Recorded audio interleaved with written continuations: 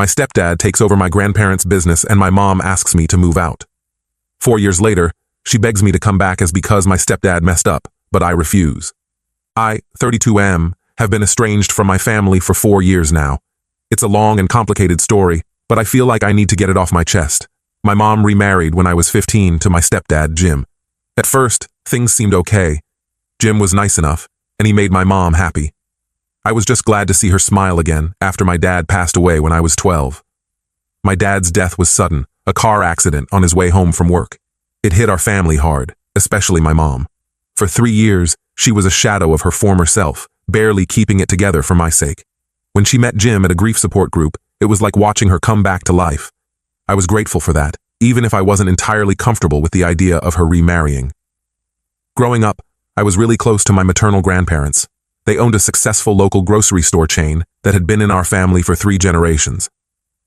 My grandpa, Robert, started with one small corner store back in the 1960s. He worked tirelessly, often sleeping in the back room to keep the business afloat. My grandma, Ellen, was right there beside him, managing the books and caring for their growing family. By the time I came along, they had expanded to a chain of 12 stores across our state. I spent most of my summers working there, learning the ins and outs of the business. I started small, bagging groceries and stocking shelves. As I got older, I moved up to cashier, then shift manager.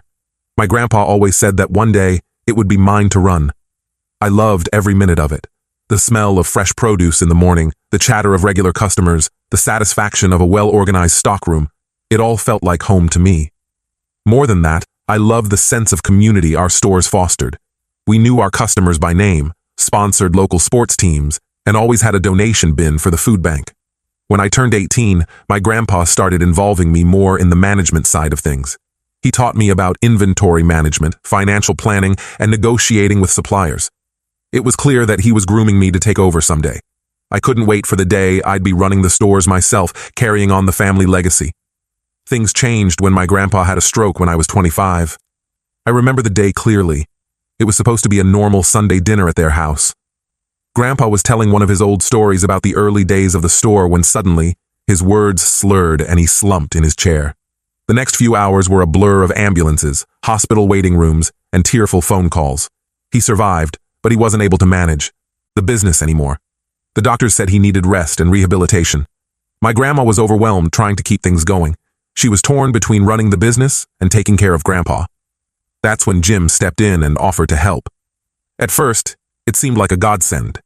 Jim had some business experience from his previous job in sales, and he promised to keep things running smoothly until I was ready to take over.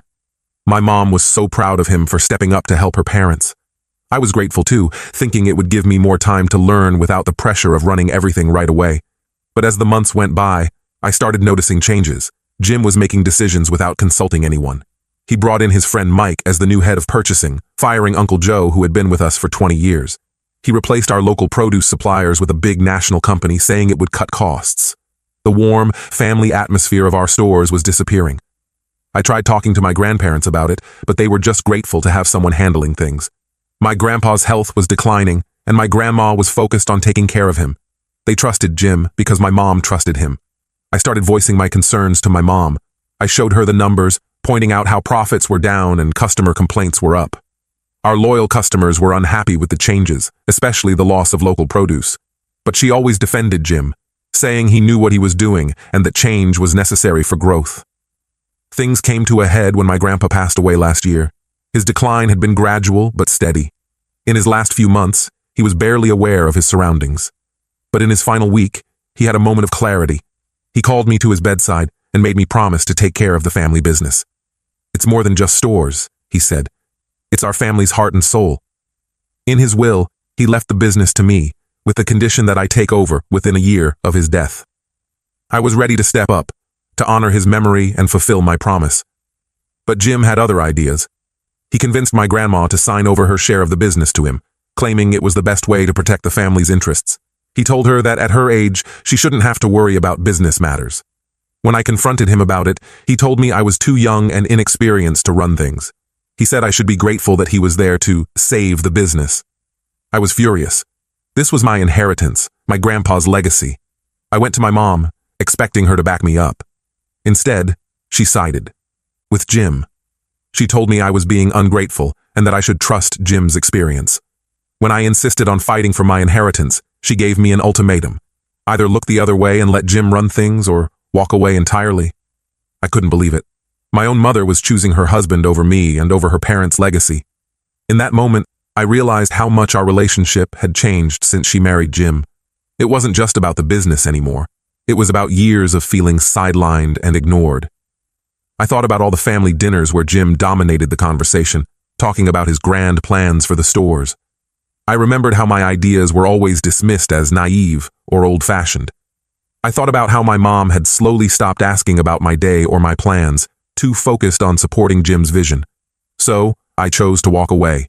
I packed up my things and left that night. I blocked their numbers and moved to a different city. It was the hardest decision I've ever made, but I couldn't stand by and watch Jim destroy everything my grandparents had built. The first few months were tough. I crashed on a friend's couch while looking for a job. I missed my family, my hometown, the stores that had been such a big part of my life. But slowly, I started to build a new life for myself. I found a job at a local boutique grocery store.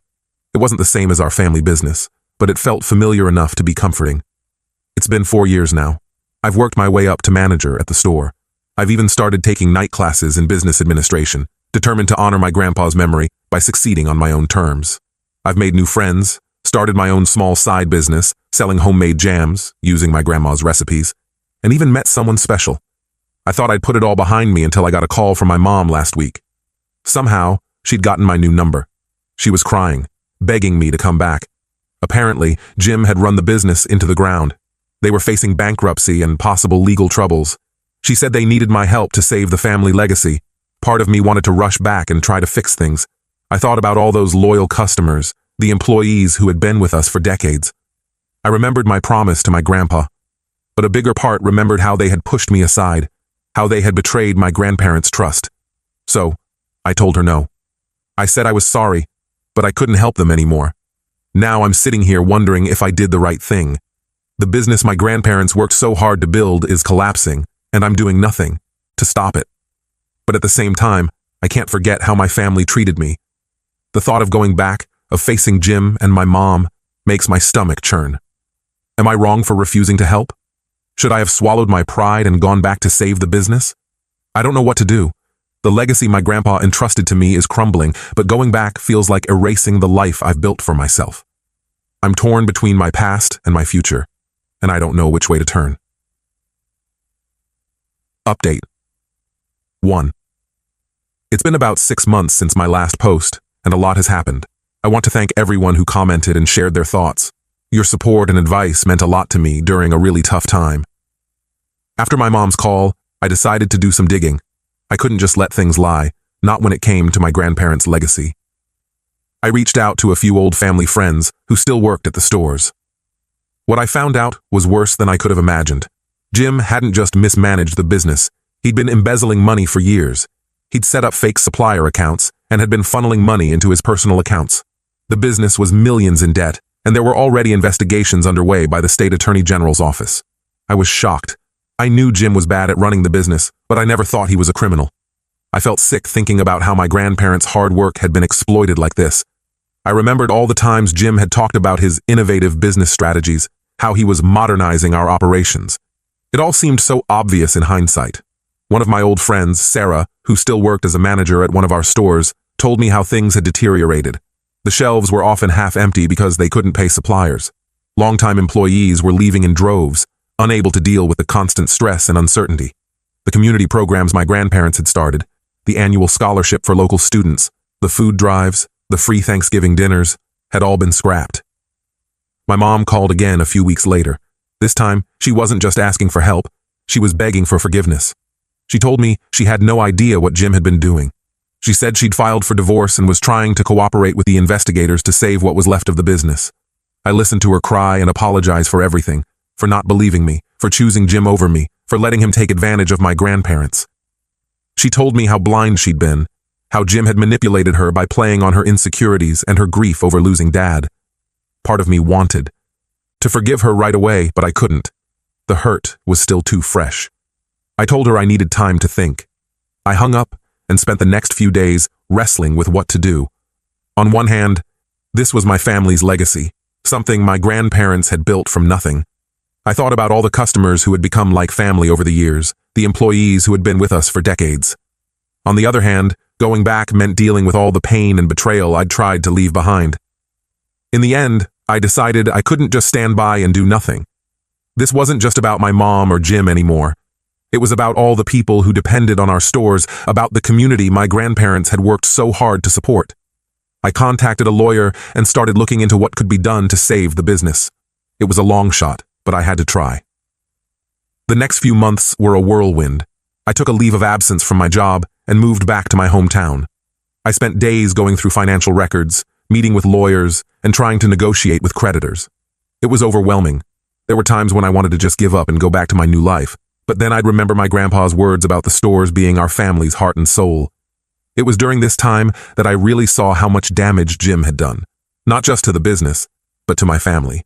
My mom looked years older, worn down by stress and guilt. When I first saw her, I hardly recognized her. Her hair had gone completely gray, and there were deep lines around her eyes and mouth that hadn't been there before. My grandma, who was now in a nursing home, barely recognized me when I visited. The vibrant, strong woman who had helped build our family business was now frail and confused. It broke my heart to see her like that, to know that she'd spent her final years watching her life's work crumble. As for Jim, he'd disappeared. Last I heard, he'd fled the country to avoid prosecution. The police had traced large transfers to offshore accounts, but so far they hadn't been able to locate him. Part of me hopes they catch him, but mostly, I just want to focus on moving forward. The business is still in trouble, but we've managed to keep 2 of the original stores open. It's a far cry from the thriving chain it once was, but it's something. I'm working on rebuilding relationships with old customers and suppliers, trying to restore some of what was lost. It's hard work, but every now and then, I'll get a glimmer of hope, like when old Mrs. Johnson came in, hugged me, and said she was glad to see a family face back in the store. I'm trying to bring back some of the community programs we used to have. We've started small, with a donation bin for the local food bank. It's not much, but it's a start. I want to honor my grandparents' memory by making the stores a vital part of the community again. My relationship with my mom is still strained. We're talking, but there's a lot of hurt to work through. She's trying to help with the business, but it's hard for both of us to be around each other for long. There are moments when I see flashes of the mom I remember from before Jim, but then the memory of her betrayal comes flooding back. I'm not sure what the future holds. Some days, I wonder if I made the right choice coming back. But then, I'll have an old customer come in, telling me how glad they are that we're still here, and I remember why I'm doing this.